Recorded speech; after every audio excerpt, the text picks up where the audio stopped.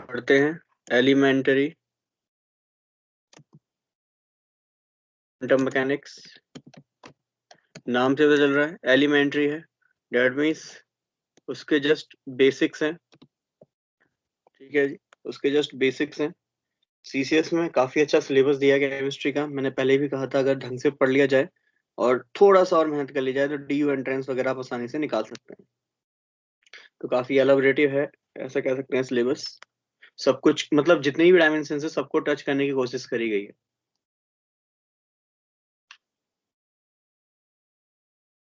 तो chapter name is elementary quantum mechanics. हमने शुरुआत करी थी इसकी, एक क्लास इसकी हो चुकी है जिसमें हमने श्रोडिंगर वेव इक्वेशन को करके देखा था।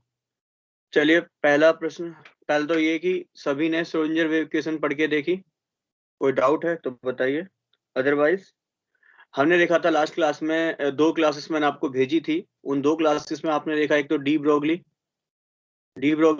बता दीजिए what is de Broglie equation. बोलो भाई, what is de Broglie equation, बोलिए।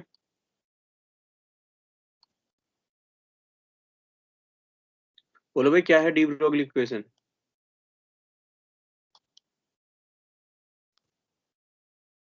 देखिए वीडियो तो आपने, बताइए what is de Broglie equation, पहला क्वेश्चन। दूसरा है what is Schrodinger wave equation, D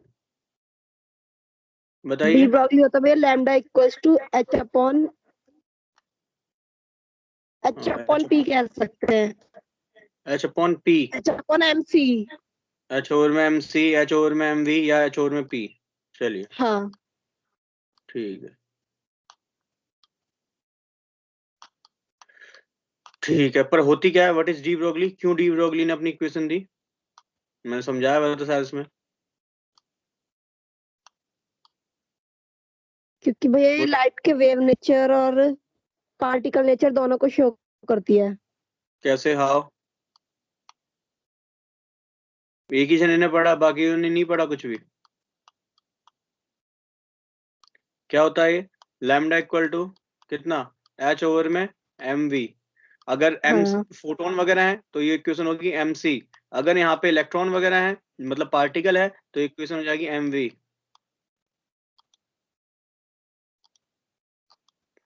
ठीक है जी, इट इज एम वी। अब इक्वेशन आप जानते हैं, lambda equal to h over में एम सी या फिर एच ओवर में एम वी। एम क्या है, मास है, v velocity, h Planck's constant है, प्लैंक्स स्थिरांक है। इसके बारे में मैं चर्चा कर चुका हूँ वीडियोस में। ठीक है जी। बाकी आपने देखा था यहाँ पे वेवलेंथ है, तो वेवलेंथ होती है वेव की, और एम मास है, मास होता है पार्टिकल का। दो दो डुअल नेचर की इसने जहां तक है बात करी है, वेव नेचर और पार्टिकल नेचर दोनों की। तो जनरली हमने डी ब्रोगली में देखा था।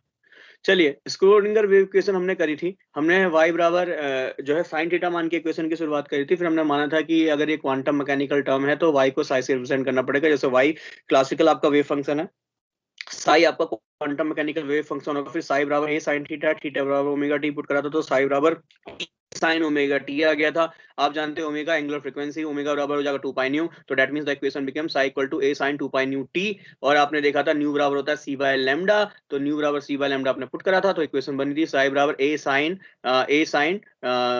2 पाई सी टी अपॉन में लैम्डा। ये इक्वेशन आपकी बनी होगी। Where c into t, c is the speed of light, T is the time, तो speed into time is the distance. तो डिस्टेंस जो आप देख रहे थे वेव, वो वेव जो है प्रोपोगेट हो रही थी एक्स डायरेक्शन में। सो आपने वो जो सी इंटू टी जो आपने मान लिया था वो एक्स के बराबर मान लिया था। So the equation become psi बराबर ए sine 2 pi x by lambda. ये आपने इक्वेशन बना ली थी। फिर आपने क्या करा था, जब आपकी इक्वेशन बन गई थी, क्या बन गई थी, साई बराबर ए sine 2 pi x by lambda. ये आपकी इक्वेशन बन गई थी। आपने क्या करा, इस इक्वेशन को डबल बार डिफरेंशिएट करा था। व्हाई, बिकॉज जब आप सिंगल डिफरेंशिएट कर रहे थे इक्वेशन को तो कॉस वाली टर्म में डिफरेंशिएट हो जा रहा था। और आपको पता है, मैं आपको क्वांटम मैकेनिक्स में अभी पढ़ाऊंगा रूल्स कि फंक्शन मस्ट बी कंटिन्यूअस। इसके पोस्टुलेट है कि जो फंक्शन है वो हमेशा कंटिन्यूअस होना चाहिए। मतलब आप साइन का फंक्शन लेके चले हैं तो साइन का ही फंक्शन आपको मिलना चाहिए, फंक्शन चेंज नहीं होना चाहिए। फंक्शन चेंज हो जाएगा तो क्वांटम मैकेनिकल वैल्यू लॉस्ट हो जाएंगे, आप क्वांटम मैकेनिक्स की टर्म्स में फेल हो जाएंगे। तो इसलिए आप क्या करेंगे, डबल डिफरेंशिएट करेंगे ताकि आपका साइन का फंक्शन लॉस ना हो। जैसे आपने डबल डिफरेंशिएट करा होगा तो वहां पे कितनी वैल्यू आई थी उसकी, क्या वैल्यू आई थी बताइए, वो आई थी 4 पाई स्क्वायर अपॉन में लैम्डा स्क्वायर ए साइन 2 पाई एक्स अपॉन में लैम्डा। ये वैल्यू निकल के आई थी, जहां पे साइन तो a sin 2 pi x by lambda equal to psi था जो कि हमने ऊपर देखा था. So the equation become psi बराबर माइनस के 4 pi square upon lambda square into psi. ये इक्वेशन आगे होगी. और ध्यान करो ये इक्वेशन मैंने वहां क्लास में बोला था, उस वीडियो में बोला था कि एक वाइब्रेशन स्प्रिंग की जो है ये इक्वेशन होती है. ये जनरली मैंने आपको बताया था. मैं एक बार आपके सामने खोल देता हूँ, नहीं तो कहोगे हवा में ही बता रहे सब कुछ.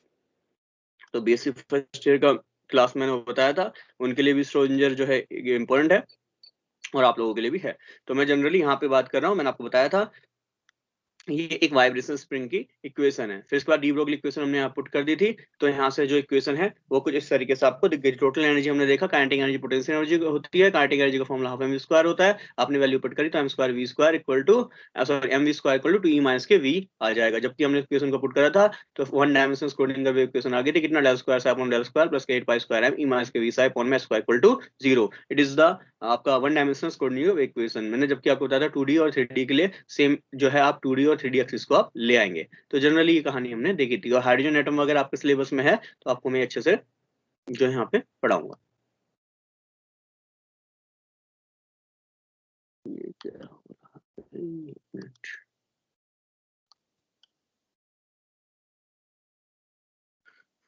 चलिए तो इसमें देखेंगे.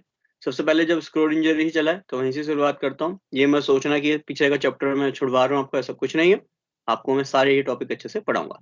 चलिए सबसे पहले हमने जो कल पढ़ा बुक के अकॉर्डिंग वो कुछ यहाँ पे हमने पढ़ लिया था. क्या पढ़ लिया था? Write a short note on sinusoidal wave equation. ये टर्म हम पढ़ चुके हैं. साइनसोडियल वेव इक्वेशन का मतलब कोई ऐसी वेव जो साइन वाले फंक्शन को फॉलो कर रही है. तो हमने जो स्क्रोडिंगर वेव इक्वेशन में लेके चले थे टर्म वो आपकी साइनसोडियल वेव ही है. तो देखो उसमें जो हमारा del square psi upon del x square था इक्वल टू माइनस का 4 पाई स्क्वायर अपॉन में लैम्डा स्क्वायर साई था. बस साई की जगह एफ एक्स मान रखा है. तो आपसे बस ये पूछेगा कि साइनसोडियल वेव इक्वेशन क्या होगी.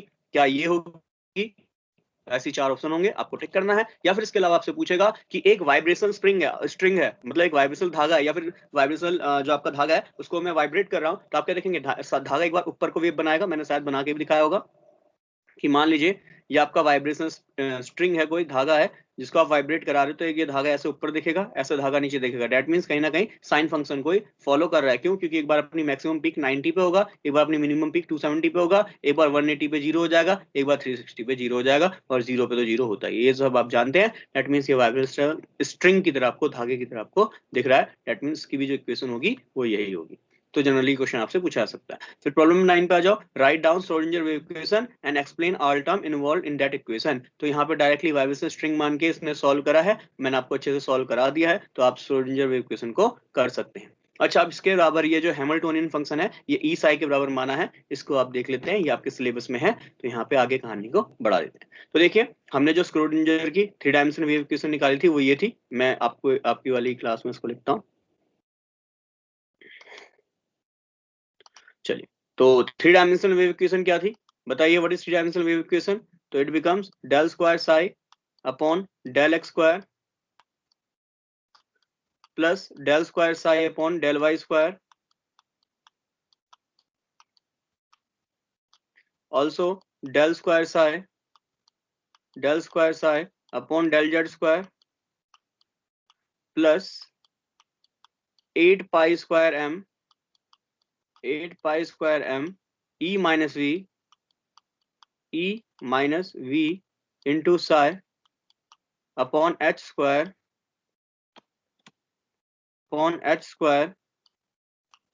Equal to 0. ये इक्वेशन हम मान के चले थे equal to 0. So this equation is last equation जो हमने देखी स्क्रोडिंगर 3 डायमेंशनल वेव इक्वेशन वो ये थी. अब आप कहोगे कि 1D में भी ये आया, 2D में आया, 3D में आया. तो उसके लिए मैं आपको ऑलरेडी क्लास में बता चुका हूँ. यहाँ पे जो साई है, साई को आप यहाँ पे साई एक्स वाई जेड से आप रिप्रेजेंट कर सकते हैं. साई जो है यहाँ पे वो साई एक्स वाई जेड होगा. Why? Because this size 3 dimensional. ये जो वेव है वेव फंक्शन होगा ये 3 डायमेंशन होगा. ठीक है जी. और आपको मैंने साई की प्रॉपर्टी बताई थी कि psi is multiplicative in nature. So that means this psi is represented by psi of x into psi of y into psi of z. ये मैं आपसे ऑलरेडी लास्ट क्लास में डिस्कस कर चुका हूँ. ठीक है जी. ऐसे ही जो एनर्जी है, एनर्जी की टर्म यहाँ पे ई जो लिखा है वो this E is E of E x y z. तो दैट मींस एनर्जी मैंने आपको बताया था energy is additive in nature. तो this also becomes E of x, E of y, E of z plus में क्योंकि एनर्जी कैसी होती है, एडिटिव होती है। आप सभी को पता है, अगर एनर्जी छोटे छोटे पार्ट्स में डिवाइड हो गई तो उन सभी को मैं एनर्जी को ऐड कर देता हूँ। Energy is always additive in nature. Similarly the potential energy represented by V of x y z, ठीक है, इसको भी आप इस तरीके से दिखा सकते हो, बिकॉज ये भी क्या है, एनर्जी का टर्म है, ठीक है जी। सिमिलरली आप इस तरीके से रिप्रेजेंट कर सकते हैं। तो ये आपकी श्रोडिंगर वेव इक्वेशन है 3D की। तो अब यहाँ से जनरली मैं इस इक्वेशन को देखूं तो आप सभी को पता है आपका जो लैप्लेसियन ऑपरेटर होता है डेल स्क्वायर, तो उसको मैं ऐसे लिख सकता हूँ, कितना, del square of x, 3 dimension जो आपका लैप्लेसियन ऑपरेटर है, लैप्लेसियन ऑपरेटर, ये आपने ऑलरेडी पढ़ चुके हैं, मुझसे अच्छा मैथमेटिक्स है आप लोगों का।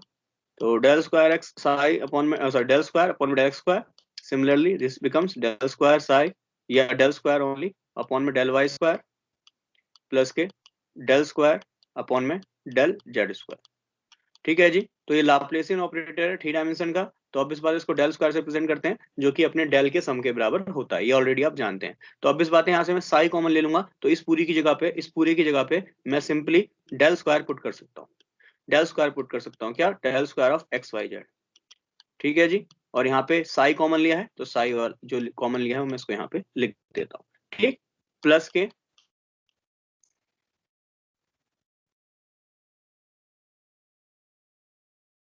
तो यहाँ पे देखो क्या कर रहा हूँ, इस फॉर्मूले को थोड़ा सा ओपन कर रहा हूँ, तो this becomes 8 pi square m e psi upon h square minus 8 pi square m v psi upon h square equal to ये आ रहा है 0, ठीक है जी। मेरी आवाज आ रही होगी क्योंकि यहाँ से आइकन चला गया, मुझे लगा कुछ रिकॉर्डिंग में प्रॉब्लम। बताइए, मेरी वॉइस तो ब्रेक नहीं हुई थी अभी, मैं दोबारा रिपीट नहीं कर दूंगा भैया। अदरवाइज, ठीक है जी। चलिए, तो यहाँ से अगर मैं इसको और अच्छे से लिखना चाहूँ, it becomes del square psi, इसको एक्स वाई जेड आप लिख सकते हैं, ठीक है ना, ये तो अपने आप ही अंडरस्टूड है, plus 8 pi square m e psi upon h square,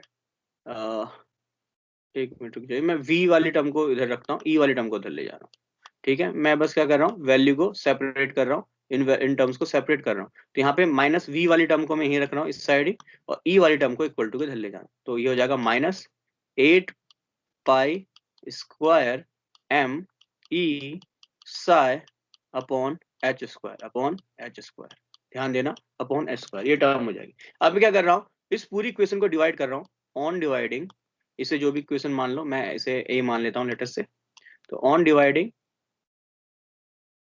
ठीक है जी, मैं डिवाइड कर रहा हूँ on dividing equation a with by, किससे कर रहा हूँ, minus 8 pi square m upon h square से इसको मैं डिवाइड कर रहा हूँ। तो डिवाइड करने पे, तो जब मैं इसे डिवाइड करूंगा तो हो जाएगा कितना, minus h square del square psi upon 8 pi square m कर लेना डिवाइड, भाई इसके बट्टे में भी 8 पाई स्क्वायर m आ रहा होगा, h स्क्वायर ऊपर चला गया, बस वही लिखा है। फिर ये माइनस से माइनस वाली टर्म कैंसिल हो गई, ये बचा केवल प्लस, और यहाँ पे प्लस बचा, तो ऑब्वियस बात है 8 पाई स्क्वायर m से ये पूरा टर्म कट जाएगा, डेट मींस ये बचेगा कितना, v of psi equal to, ये भी टर्म पूरी कट जाएगी, केवल क्या बचेगा, e ऑफ साई, ठीक है जी। अब यहाँ से देखो, मैं दोनों में ही साई कॉमन ले लूंगा, एक लाइन और लिख देता हूँ यहाँ पे, तो हो जाएगा h square del square upon 8 pi square m plus v, और साई ले रहा हूँ common, so this becomes psi equal to e of psi. तो डेट मीन्स ये जो फंक्शन निकल का है, इसे ही हम हैमिल्टोनियन फंक्शन कहते हैं, जिसे इस पूरे को h साई से रिप्रेजेंट कर रहा हूं, so this h psi becomes e psi. तो आपसे पूछ सकता है, for the Schrodinger wave equation the h psi equal to e psi is true, या बराबर दे सकता है, नॉट इक्वल टू दे सकता है, ग्रेटर देन दे सकता है, लेस देन दे सकता है, इस तरीके से भी आपसे जो है प्रश्न पहले पूछा जा चुका है, जब आप देखेंगे इसको अपना प्रीवियस ईयर पेपर में। तो यहाँ से जो आपका हैमिल्टोनियन फंक्शन है, इसकी वैल्यू क्या बन जाएगी, हैमिल्टोनियन फंक्शन की वैल्यू बन जाएगी माइनस के h square del square upon 8 pi square m plus v, so this is the Hamiltonian function. बोलिए क्या इतनी बात क्लियर हुई? क्या होता है हैमिल्टोनियन फंक्शन? इतना आपको नहीं पढ़ना है, आपको पता है मैथमेटिक्स में भी बहुत सारे पार्ट होते हैं, तो उस वाले जो आपका जो शायद ये आई थिंक मैथमेटिकल कैलकुलस वाला पार्ट ही होता है, उसमें जाके जनरली आपको पढ़ने को मिलता है। ठीक, तो फिलहाल बस आपको यहाँ पे जानना है कि what is the Hamiltonian function. Hamiltonian function is minus k square upon में del square 8 pi square m plus kv। Generally आपसे एग्जाम में डायरेक्टली पूछा सकता है in the Schrodinger wave equation the Hamiltonian function is represented by, तो आपके सामने formula लिखा होगा, बस आपको उस फॉर्मूले को पहचानना। बोलिए भाई, क्लियर है सभी के, या दोबारा से बताना है कुछ? बोल दो जल्दी। क्लियर है भैया। चलिए, एक ही जने क्लियर है, बाकी लोग सो रहे हैं। बोलो भाई। क्लियर है भैया। क्लियर है भैया। चलिए यहाँ पे आइगन फंक्शन आइगन वैल्यूज दे रखी है। चलिए, तो इससे पहले मैं आपको कुछ चीजें और पढ़ा देता हूँ। चलिए सब धीरे धीरे आते रहेंगे। 1D 2D, ठीक है, बहुत कुछ दे रखा आपके सिलेबस में। चलिए इनको मैं बाद में पढ़ाऊंगा, फिलहाल कुछ मैं आपको टर्म्स और पढ़ा देता हूँ। कुछ टर्म्स और पढ़ा देता हूँ जो आपको जाननी जरूरी है, अभी आपको आगे हेल्प करेंगे, ठीक है ना। उन टर्म्स को भी हम जल्दी जल्दी से देख लेते हैं, क्या है वो टर्म्स, उनको समझ लेते हैं। देखिए, सबसे पहले आपके पास आपके कुछ क्लासिकल ऑपरेटर होते हैं। ऑपरेटर क्या चीज होती है? तो सबसे पहले आपको कुछ बातें बता देता हूँ। क्लासिकल ऑपरेटर होने चाहिए। What is operator? आप जान, नाम से पता चल रहा है, जो किसी चीज को ऑपरेट करेगा। जैसे फैन चल रहा है, फैन का ऑपरेटर क्या हो गया? उसका जो ऑब्वियस बात है, जिससे आप ऑपरेटर जो उसका जनरली क्या कहते हैं उस चीज को, जिससे पंखा कम ज्यादा करते हैं, क्या कहते हैं उसे? बोलो। Regulator. Regulator, yes very good. तो उसे रेगुलेटर कहते हैं, जो कि ऑपरेट कर रहा है फैन को। ऐसी गैस है, गैस कम ज्यादा करनी है तो ऑब्वियस बात है आप उसके रेगुलेटर से उसको कम ज्यादा कर सकते हैं। ऐसी टीवी है, टीवी की आवाज आपको कम ज्यादा करनी है तो आप टीवी के रिमोट से आवाज कम ज्यादा कर सकते हैं। दैट मीन्स वो क्या है? टीवी का ऑपरेटर है। तो आपके क्लासिकल ऑपरेटर होते हैं जिनकी कुछ क्वांटम वैल्यू होती है, मतलब उस क्लासिकल वैल्यू को क्वांटम ऑपरेटर में चेंज किया हुआ है। इसमें चेंज किया गया क्वांटम ऑपरेटर में।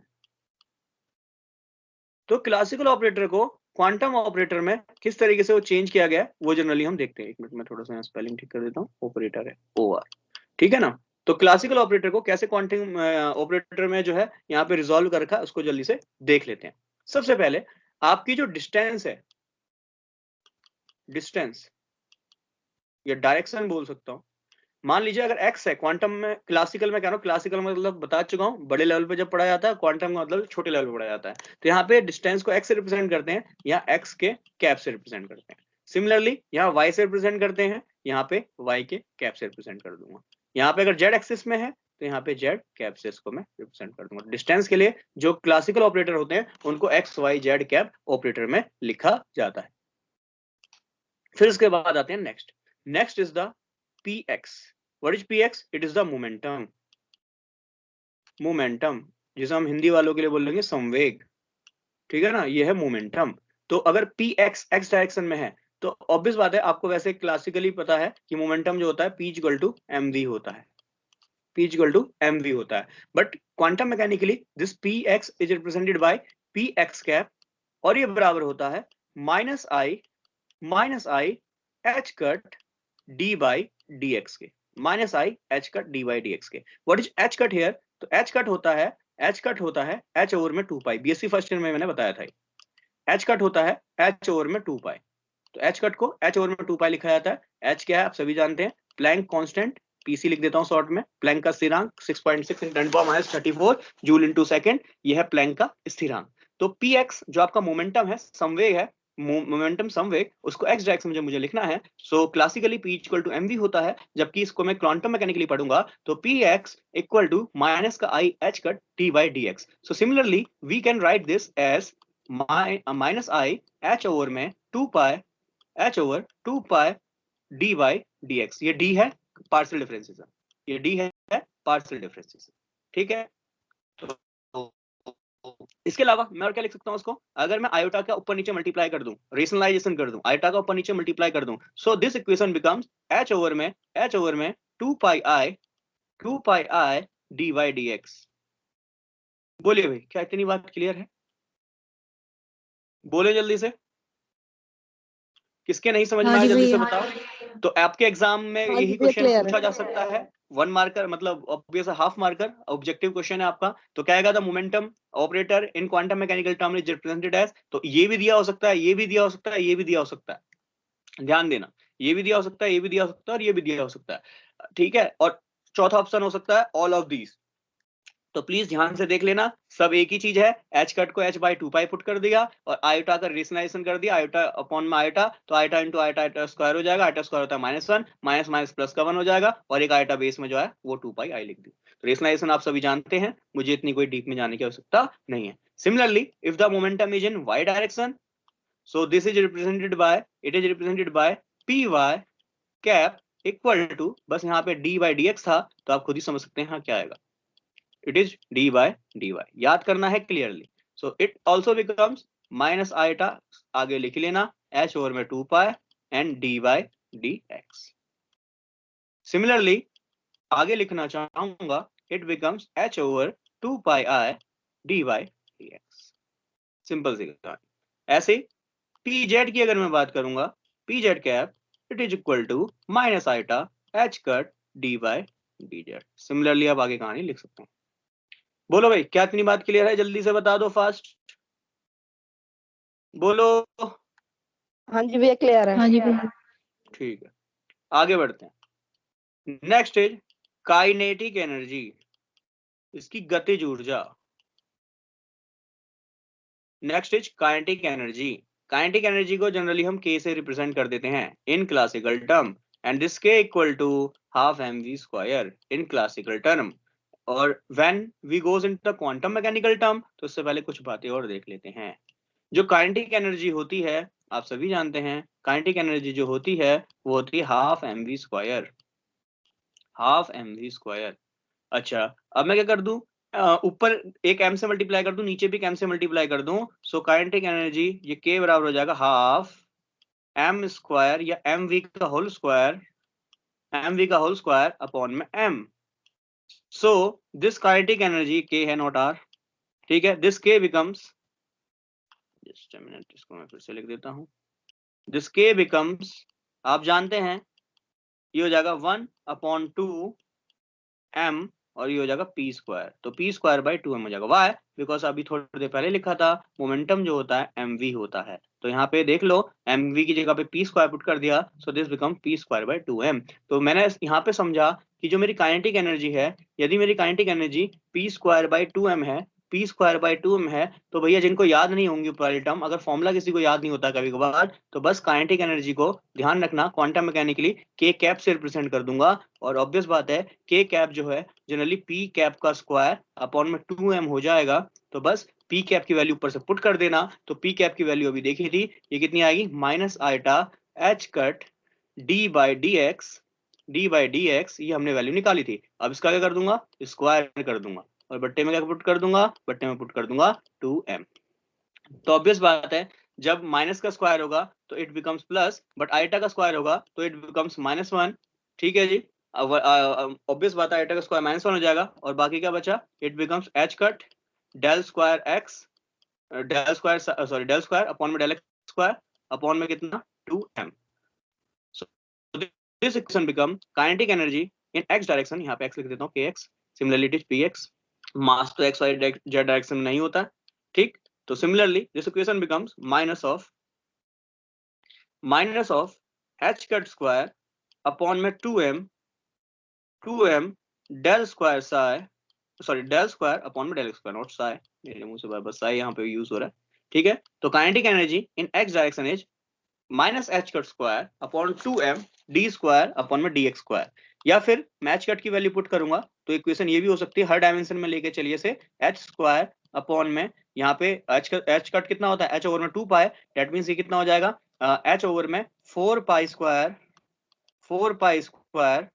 और एक 2 घूम रहा है बाहर, एक m घूम रहा है बाहर, ये हो जाएगा d स्क्वायर अपॉन में dx स्क्वायर, ठीक है जी। क्योंकि एग्जाम में फॉर्मूला कैसे भी लिखा हो सकता है, कई बार हम पढ़ के नहीं जाते हैं इतना, तो फिर हम कई बार दिमाग से निकल जाता है कि भैया ये इक्वेशन तो ऐसे भी बन सकती है। That means it becomes 8 pi square m d square upon में dx स्क्वायर। बोलिए क्या इतनी बात सभी के क्लियर हुई, बोलिए जल्दी से। यहाँ पे ये क्लियर है सभी के। चलिए, so similarly kinetic energy in y direction we में डायरेक्टली राइट एज क्या, minus H cut square upon में 2d स्क्वायर अपॉन में dy स्क्वायर। आगे आप लिख सकते हैं कितना, डायरेक्टली लिख रहा हूं, एच स्क्वायर माइनस का है, माइनस है, upon 8 pi square M del square upon में डेल वाई स्क्वायर। बोलो जल्दी से। Similarly K z cap equal to minus H cut square upon 2m D square upon में D z square equal to minus H square upon में 8 pi square M D square upon में D z square. बोलिए भाई, क्या इतनी बात clear है? जल्दी से बता दो, फास्ट बोलो, जल्दी से बोलो भाई, जल्दी से। बाकी लोग नहीं बता रहे हो, सो रहे हो क्या क्लास में? सौरभ, मुकुल, आयसी, भैया क्लियर है? चलो, अब यदि मैं आपसे टोटल मोमेंटम की बात करूं, टोटल समवेग की बात करूं, यस, टोटल मोमेंटम की बात करूं, तो total momentum that means p cap of x y z, ठीक है ना, या पी कैप की बात करूं एक्स वाई जेड तीनों डायरेक्शन में, so it becomes p of x momentum in the x direction, similarly momentum in the y direction, similarly momentum in the z direction, so this momentum becomes, अच्छा एक चीज और मैंने छोड़ दी यहाँ पे, काइनेटिक एनर्जी को बताया, पोटेंशियल एनर्जी को नहीं बताया, वो भी बताता हूँ जस्ट अ मिनट, इसके बाद बता देता हूँ, पर फिलहाल कुछ बातें और। तो यहाँ पे पी एक्स कैप की वैल्यू क्या थी, ये थी minus iota h cut d by d x, similarly minus iota h cut d by d y, similarly minus iota h cut d by d z. ठीक है जी, तो ऑब्वियस बात है, यहां से माइनस आइटा एच कट अगर मैं common ले लूं, तो यहाँ पे ये जो इक्वेशन है ये बन जाएगा d by d x plus d by d y plus d by d z. समझ में आ रही कहानी? नहीं? बोलिए जल्दी से। ऐसे ही मैं टोटल काइनेटिक एनर्जी देखूं, टोटल काइनेटिक एनर्जी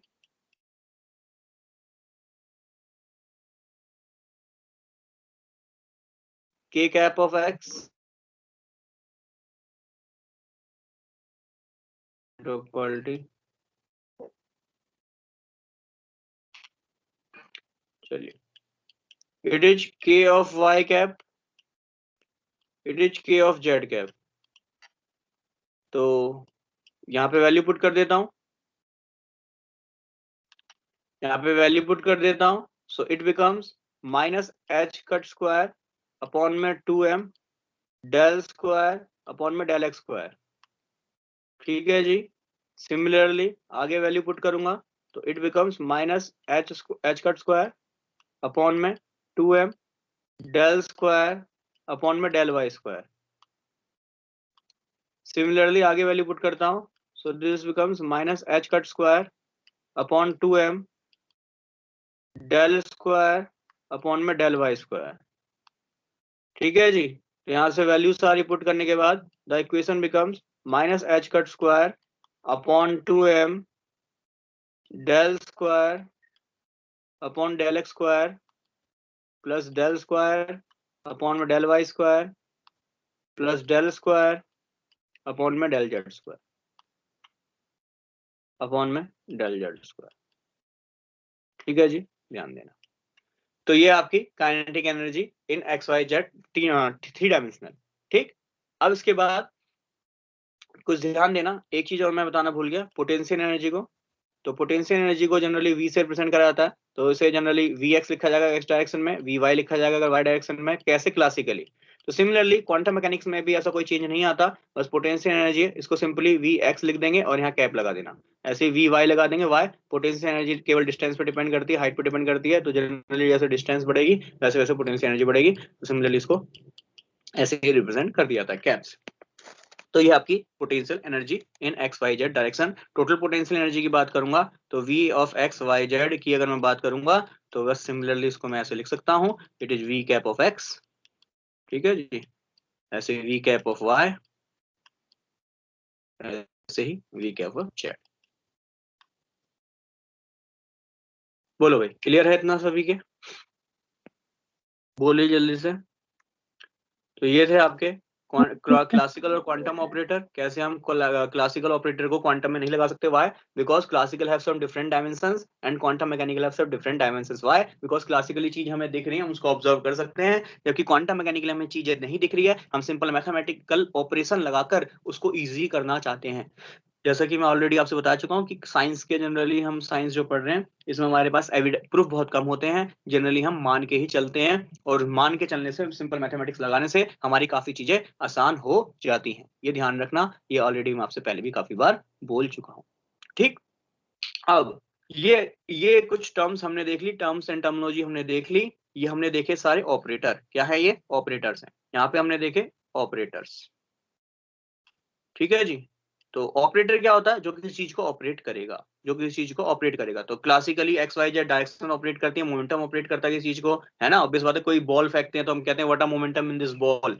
तो क्रिकेट में आपने जनरली वर्ड सुना होगा। तो ऑब्वियस बात है, बॉल को हम किस तरीके से फेंक रहे हैं, किस तरीके से फ्लो करा रहे हैं, किस चीज को ऑपरेट कर रहे हैं, तो उसका मोमेंटम, ऐसी काइनेटिक एनर्जी होगी, ऐसी इसकी पोटेंशियल एनर्जी होगी। अब यहाँ पे ये ऑपरेटर को अगर मैं एक अच्छी सी टर्म में बोलूं तो ऑपरेटर क्या है? जो किसी चीज को ऑपरेट करेगा। अब क्वेश्चन ये राइज होता है कि वो ऑपरेटर किस चीज को ऑपरेट करेगा। अब भाई पंखा है, उसका रेगुलेटर लगा दिया, पंखा ही नहीं है तो वो रेगुलेटर किस काम का? सिमिलरली गैस है, गैस का रेगुलेटर लगा दिया, अब गैस ही ओपन नहीं है, गैस ही नहीं है, तो ये कैसे गैस को हम ऑपरेट करेंगे? सिमिलरली टीवी नहीं है तो रिमोट का काम। दैट मीन्स ऑपरेटर के साथ हमें कुछ चाहिए जो उस ऑपरेटर को ऑपरेट करे, और वो क्या होगा? उस ऑपरेटर से लगा हुआ फंक्शन, उस ऑपरेटर से लगा हुआ फंक्शन, ठीक है जी। तो ध्यान रखना इन बातों को। आई थिंक मेरी वॉइस ब्रेक होगी, मैं फिर से रिपीट कर देता हूं। मैंने कहा कि ऑपरेटर तो है, रिमोट तो है, टीवी नहीं है तो किस चीज को ऑपरेट करोगे? ठीक है, पंखा नहीं है, रेगुलेटर लगा रखा है, तो किस चीज को ऑपरेट करोगे? तो ध्यान देना, ऑपरेटर बिना फंक्शन के कुछ नहीं है। दैट मीन्स ऑपरेशन, जब ऑपरेटर किसी चीज को ऑपरेट नहीं कर पाएगा तो ऑब्वियस बात है ऑपरेटर किस काम का? सिमिलरली फंक्शन भी बिना ऑपरेटर के कुछ नहीं है। ध्यान रखना, अगर ये x है, ये x है, ये बस x ही है, बट जैसे ही मैं इसमें operator D by d x पे अप्लाई कर दूंगा, operator D by d x पे अप्लाई करूंगा, तो आपको पता है ये 1 हो जाएगा, ये 1 हो जाएगा। सिंपल सी कहानी। बोलो भाई, क्लियर है सभी के? इतनी बात क्लियर है सभी के?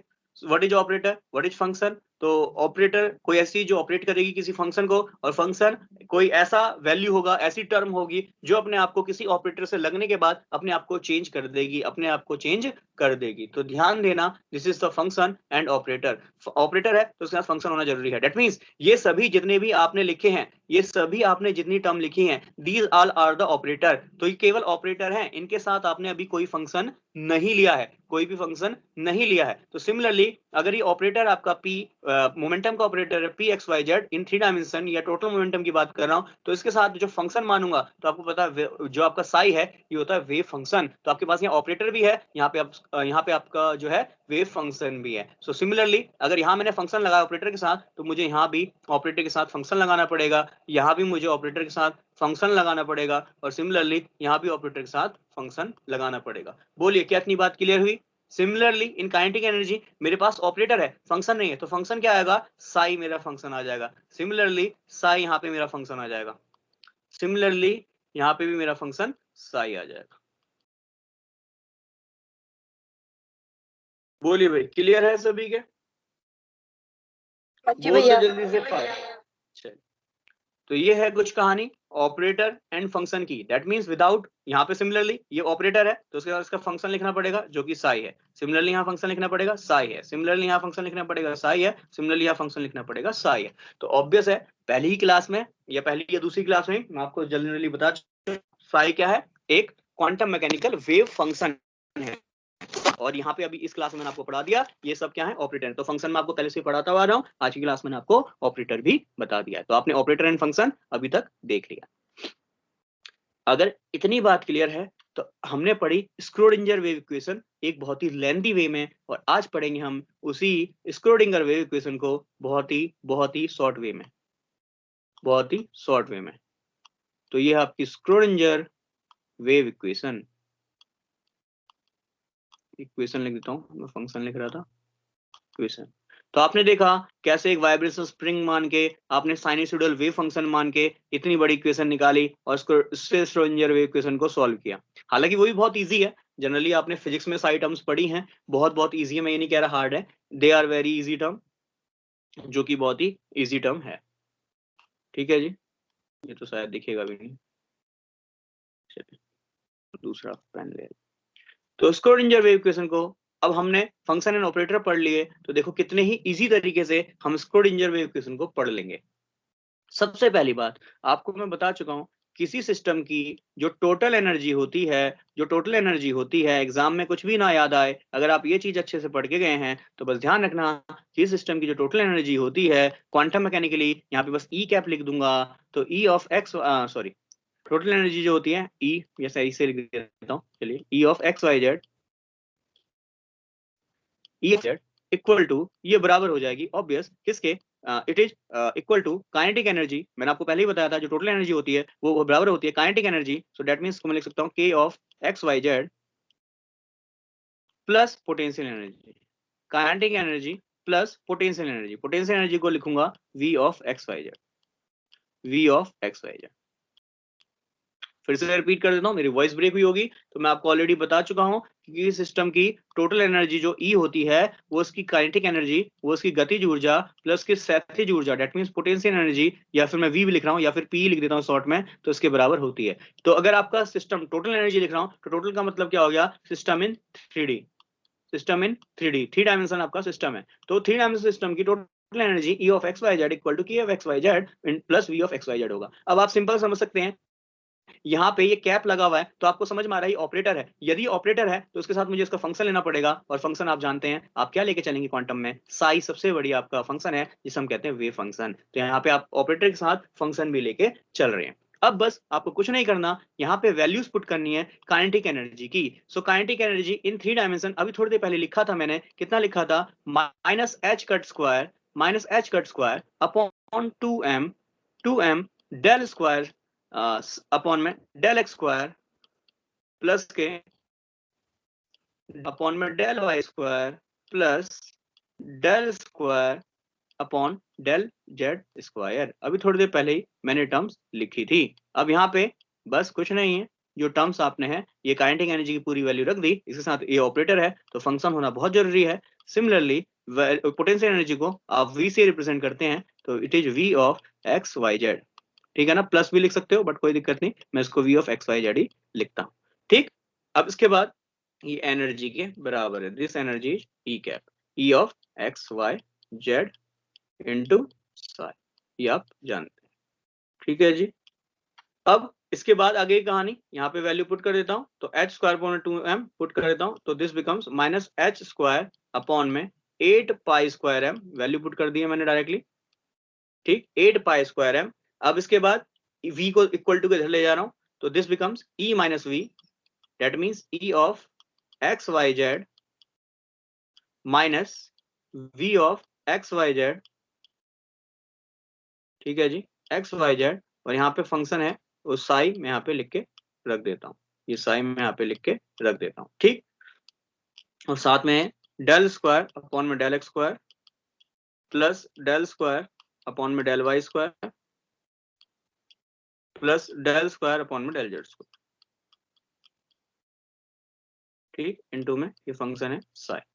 ठीक, अब कुछ नहीं करना, बस को स्क्रोडिंगर वेव इक्वेशन बनाना है, तो इसको बस मल्टीप्लाई में ले जाइए। सो दिस इक्वेशन बिकम, या मैं इसको जल्दी से मल्टीप्लाई कर देता हूं, तो this equation becomes 8 pi square m upon H square, यहाँ माइनस है, माइनस साइन ले लेता हूँ, ठीक है, और ऑब्वियस बात है जब ये मल्टीप्लाई हुआ अंदर इसके क्या बचा, E of x y z, E of x y z minus we of x y z, v of x y z,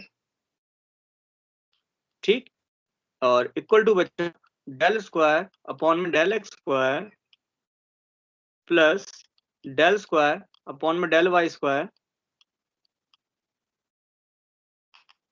ठीक है जी, plus del square upon del z square, ठीक है जी। और यहाँ पे जो फंक्शन है वो सारी मैंने यहाँ पे लिख दिया। अब बस इक्वल टू के इधर सबको ले आइए, तो ऑब्वियस बात है जैसे ही इसको इक्वल टू के इधर ले आएंगे तो the overall equation becomes del square upon में डेल एक्स स्क्वायर प्लस, यहाँ पे साई को अंदर ही मल्टीप्लाई कर देता हूँ ताकि आपको लगे भैया स्क्रोडिंगर जैसी है या स्क्रोडिंगर ही है, नॉट जैसी है, ठीक, y square plus del square psi upon del z square plus equal to किधर ले गया 8 pi square M, 8 pi square M upon E minus V psi, E यहाँ पे एक्स वाई जेड लिखा है तो एक्स वाई जेड ही लिख लो, ठीक, minus we of x y z, ठीक है, और ये साई है बाहर, साई इक्वल टू 0, तो देख सकते हैं ये आपकी स्क्रोडिंजर वेव इक्वेशन है। तो आपने दूसरे तरीके से भी स्क्रोडिंजर वेव इक्वेशन को सॉल्व कर लिया। जनरली मैंने थोड़ा सा ये ज्यादा बड़ा एलोबरेट करके दिखाया है, नहीं तो 2 लाइन में या 3 लाइन में आप इस आंसर को लिख सकते हैं, पर फिर भी हमने यहाँ 5 लाइन में जो है स्क्रोडिंजर वेव इक्वेशन को सॉल्व कर दिया। बोलिए क्या सभी के समझ में आया? जल्दी से बता दो फास्ट, क्या सभी हाँ के जी क्लियर है? भैया। तो देख लीजिए, अगर स्क्रोडिंजर वेव इक्वेशन लिखनी है एग्जाम में नहीं भी याद आती है तो आप इस तरीके से इसको सॉल्व कर सकते हैं। बस शर्त यह है आपको ऑपरेटर एंड फंक्शन के बारे में ढंग से पता होना चाहिए। तो हमने जो इतने लेंथी वे में स्क्रोडिंजर वेव इक्वेशन पढ़ी थी उसको आप बहुत ही शॉर्ट कर सकते हैं। देखा होगा लास्ट क्लास में वीडियो आपको भेजा ही था। तो ये जनरली जो हमने इतनी बड़ी सी स्क्रोडिंजर वेव इक्वेशन पढ़ी थी ये क्या हो जाएगी, बहुत शॉर्ट हो जाएगी, ठीक है ना। तो ये आपने देखी स्क्रोडिंजर वेव इक्वेशन। चलिए आगे देख लेते हैं बुक में और क्या क्या है वो आपको बताएगा। चलिए ये आपने यहां तक, यस, ये आपने यहां तक देखा। अब है what is the significance of wave function. तो मैंने आपको बताया था वेव फंक्शन का क्या सिग्निफिकेंस है। तो वेव फंक्शन जो होती है एक कंटिन्यूअस वेव होती है जो कि ऑब्वियस बात है क्वांटम मैकेनिकली जनरली डिफाइंड होती है। जैसे ऑब्वियस बात है आपने माना एक साइनसोइडल वेव तो आपको पता आप साई बराबर ए साइन थीटा मान के चलेंगे। सिमिलरली अगर कोई कॉस वेव है तो आप साई बराबर ए कॉस थीटा मान के चलेंगे। तो वेव फंक्शन क्या है, कोई भी ऐसा वेव फंक्शन होगा जो ऑब्वियस बात है किसी ना किसी वेव को रिप्रेजेंट कर रहा होगा, ठीक है। जैसे इसके बेसिस पे मैं ऑर्बिटल्स को डिफाइन कर सकता हूं। ऑलरेडी मैंने प्रीवियस क्लासेस में आपको बताया था कि orbitals are the 3 dimension wave function in which probability of finding the electron is maximum. That means orbital क्या है, 3 विमाओं वाले वेव फंक्शन है जिसमें इलेक्ट्रॉन की पाए जाने की प्रायिकता सबसे अधिक है, ध्यान रखो। अब यहाँ पे क्वेश्चन अराइज होता है eigen function and eigen values, ठीक है जी। तो मैंने आपको बताया वेव फंक्शन जनरली कंटीन्यूअस होने चाहिए। अभी बस जस्ट मैंने थोड़ी देर पहले ये बात बोली थी कि वेव फंक्शन जो है कंटीन्यूअस होने चाहिए। तो ऐसे वेव फंक्शन जो कंटीन्यूअस होंगे उनको जनरली आइगन फंक्शन बोला जाएगा। क्या बोला जाएगा, आइगन फंक्शन। और ये आइगन फंक्शन जनरली आप पढ़ के आ चुके हो, शायद सेकंड ईयर में आपने पढ़ लिया है। क्या होते हैं आइगन फंक्शंस, मैथमेटिक्स वाले हैं ना आप सभी, बताइए what is eigen functions. Mathematics second year में पढ़ा होगा। Eigen function eigen value, I think ये मैट्रिक्स में आता है सब। मैट्रिक्स सेकंड ईयर में था ना आपका। आइगन हाँ फंक्शन भैया। क्या होते हैं, आइगन वैल्यूज बताइए क्या होता भैया है। चलिए फंक्शन वो होता है जो किसी पे ऑपरेट करने के बाद उनकी वैल्यू नहीं करेगा, जिनकी वैल्यू, चेंज नहीं होगी फिर। यस वेरी गुड, जिनकी वैल्यू चेंज नहीं होगी, वेरी गुड। चलिए तो आपका कोई ऑपरेटर है, कैप का मतलब समझ रहे होंगे ऑपरेटर। अगर इसे किसी में फंक्शन एफ एक्स पे लगाऊं तो this function can not be change, ये फंक्शन चेंज नहीं होना चाहिए और इस फंक्शन की कोई ना कोई एक वैल्यू मिलनी चाहिए। तो ये फंक्शन जो होगा, ये फंक्शन जो होगा इसकी वैल्यू चेंज नहीं हो रही, so this function is called eigen function. EF लिख देता हूं शॉर्ट में। और जो ये वैल्यू आई है इस फंक्शन को ऑपरेट करने के द्वारा, ऑपरेटर जैसे मैंने इसको ऑपरेट करा इससे जो वैल्यू निकल के आई है वो उसकी वैल्यू जो होगी it is called the eigen value, उसको क्या कहूंगा, आइगन वैल्यू। तो आइगन फंक्शन क्या होगा, ध्यान देना, आइगन फंक्शन जो होगा ऐसा फंक्शन होगा जिसपे किसी ऑपरेटर को ऑपरेट करने के बाद उसकी वैल्यू चेंज नहीं होगी और उसके साथ एक वैल्यू मिल जाएगी, कांस्टेंट मिल जाएगा, तो जनरली वो कांस्टेंट वैल्यू जो होगी उसकी आइगन वैल्यू होगी। मुकुल वर्मा दो दो मुकुल वर्मा कैसे हैं भैया? भैया पता नहीं क्या हुआ, अपने आप ही डिस्कनेक्ट हो गया था, मैंने दोबारा ज्वाइन करा। अब दो मुकुल वर्मा दिखा रहे हैं उसमें। चलो खैर, तो देखा आइगन फंक्शन ऐसा फंक्शन जिसमें किसी ऑपरेटर को ऑपरेट करूं तो फंक्शन की वैल्यू चेंज नहीं होनी चाहिए। दैट मींस फंक्शन जैसा पहला दिख रहा है वैसे ही बाद में दिखेगा। सो this is the eigen function and जो से कांस्टेंट वैल्यू निकल के आएगी this is the eigen value. अब जैसे फॉर एग्जांपल आपसे मैं कहूं dy dx ऑफ e की पावर 2x, तो आप सभी जानते हैं जब मैं इसमें डिफरेंशियल फंक्शन यूज करूंगा सो इट बिकम्स 2 ऑफ e की पावर 2x। तो ऑब्वियस बात है जो मैंने फंक्शन लिया ये आप सभी जानते हैं, मैं आपको ऑलरेडी बता चुका हूं, ये है फंक्शन, ये है फंक्शन, ये है इसका ऑपरेटर, ये है फंक्शन, ये है इसका ऑपरेटर। ठीक है जी। तो जैसे ही मैंने इस ऑपरेटर को इस फंक्शन पे लगाया तो इस फंक्शन को मैंने देखा जो फंक्शन मैंने शुरू में लिया है वही फंक्शन मुझे बाद में मिला है, बट उसके साथ एक वैल्यू आ गई।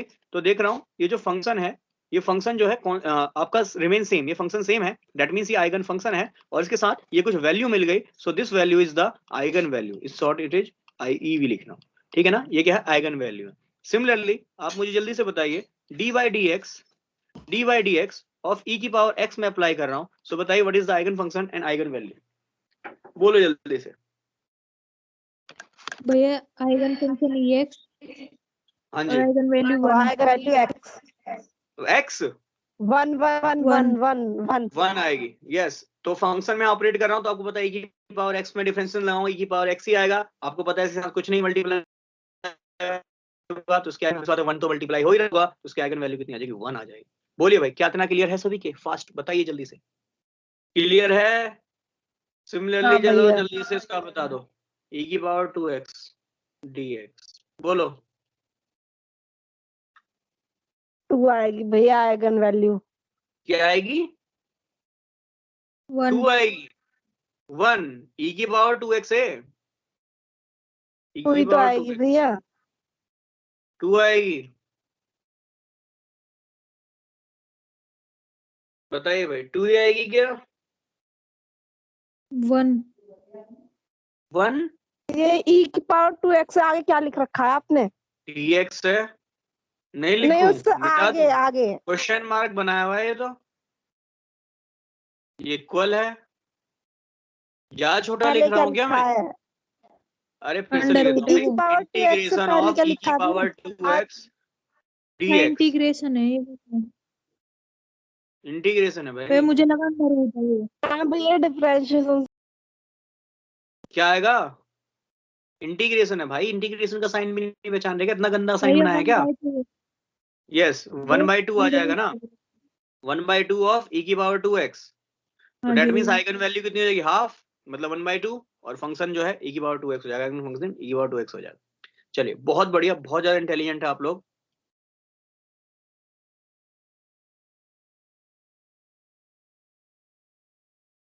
बता दो आइगन फंक्शन और आइगन वैल्यूज की।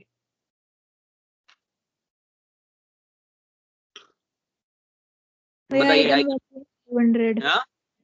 आइगन वैल्यू 500 आइगन वैल्यू 500 500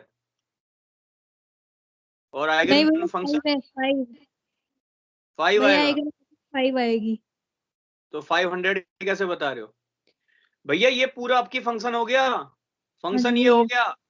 तो ध्यान देना जब उसका dy dx लगाऊंगा तो 5 आ जाएगा, और ये फंक्शन चेंज नहीं होना चाहिए भाई, फंक्शन ही चेंज कर दिया तो फिर वो आइगन फंक्शन किस बात का? बोलो। तो आइगन फंक्शन क्या हो गया? ये जो दिख रहा है आपको, और आइगन वैल्यू कितनी होगी इसकी? 5। बोलो भाई क्लियर है? एग्जाम में ऐसे ही क्वेश्चन डाउट में डाल देगा। हाँ जी भैया। बोलो बाकी लोग जो हाँ अभी जी भी हाँ भैया। जी भैया ठीक, नींद में है। क्लियर है भैया। ठीक है, चलिए तो ध्यान देना ऐसे question eigen function eigen values के आपसे पूछ सकता है। चलिए फिर आज की क्लास को इतना ही रख लेते हैं, आइगन फंक्शन आइगन वैल्यूज तक। तो ऐसा फंक्शन जो चेंज ना हो, ठीक। बाकी चलो इसको बता देना, घर से कुछ होमवर्क दे देता हूँ, इसका आइगन फंक्शन और आइगन वैल्यू बताना, ठीक है। और इसका बताना, ठीक है। इनके आइगन फंक्शन और आइगन वैल्यू HW तो HW कल चाहिए, ये नहीं कि मैं भूल रहा हूँ, ठीक है। मिलते हैं अगली क्लास। बाकी नोट्स तो नहीं बनाए होंगे तो एक बार वीडियो दोबारा से देख लेना, इनको नोट्स में अपने लिख लेना, ये आपके काम आएंगे अभी जब हम आगे क्वांटम मैकेनिक्स पढ़ेंगे। और कोई डाउट है तो बता दो, आस्क योर डाउट्स। भैया मैंने आपसे क्वेश्चन पूछा था ऑर्गेनिक का, उसका रीजन नहीं बताया आपने। कब, कौन सा क्वेश्चन पूछा था नंबर ऑफ बताओ। सिग्नल्स बताने थे, मैंने ग्रुप में सेंड भी करा था क्वेश्चन। मैंने ध्यान नहीं दिया होगा, मैं बहुत बिजी था इन टाइम पे। दोबारा से क्वेश्चन बता दे, क्या है, क्या आप कंपाउंड है। ये 1 मिनट। इसलिए मैं ज्यादातर ये सजेस्ट करता हूँ कि क्लास में ही क्वेश्चन पूछ लिया करो, कई बार मैसेज देखता नहीं हूँ ढंग से, तो इसलिए क्लास से पहले क्लास के बाद में क्वेश्चन पूछ लिया करो जरूर। बोलो भाई, क्या डाउट है ऑर्गेनिक का, जल्दी से बताइए। सेकेंड ईयर का बैच चलेगा फिर। चैप्टर नंबर 1 में आपको डाउट है ऑर्गेनिक, चलिए मैं यही चैप्टर खोल देता हूँ।